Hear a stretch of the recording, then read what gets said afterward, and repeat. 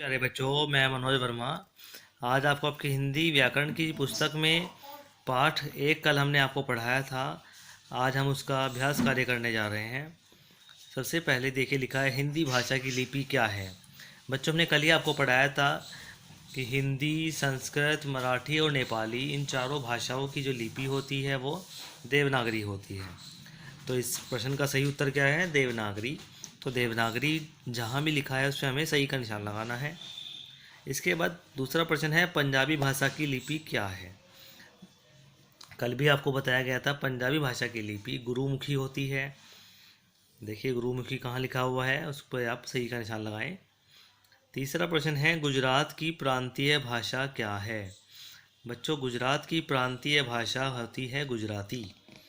गुजरात राज्य में गुजराती भाषा ही बोली जाती है, उस पर आप सही का निशान लगाएं। चौथा प्रश्न है, उर्दू भाषा की लिपि क्या है। बच्चों, उर्दू और अरबी, इन दोनों भाषाओं की लिपि फ़ारसी होती है।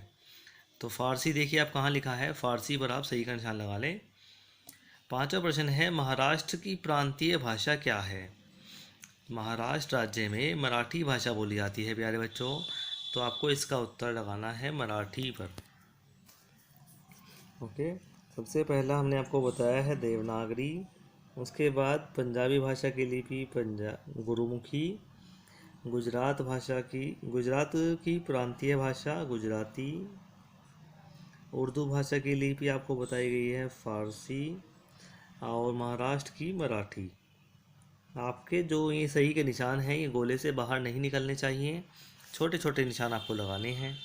इसके बाद देखिए लिखना है, यहाँ पर रिक्त स्थान दे रखे हैं। भाषा के दो रूप। अब बच्चों, अगर दो रूप के बारे में पूछा जाएगा तो कौन कौन से हैं? मौखिक और लिखित। और अगर तीन रूप होते तो मौखिक, लिखित और सांकेतिक। इसका ध्यान रखना है आपको, जब दो रूप की बात आएगी तो मौखिक और लिखित लिखने हैं हमें। तो पहले में आ जाएगा मौखिक, दूसरे में आएगा लिखित।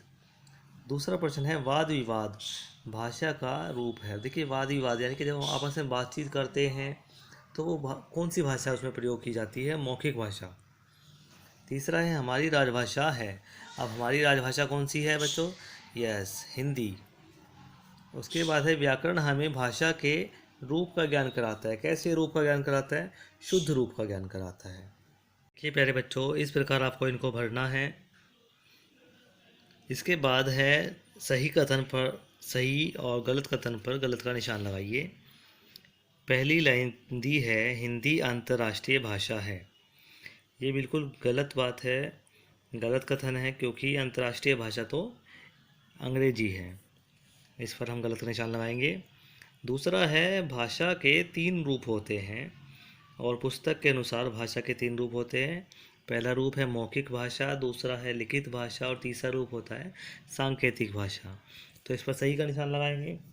इसके बाद तीसरी लाइन है, व्याकरण भाषा का शुद्ध रूप प्रयोग सिखाता है। सही है बिल्कुल, इसमें हम सही का निशान लगाएंगे। चौथा है, भारत के विभिन्न प्रांतों के लोग एक ही भाषा का प्रयोग करते हैं।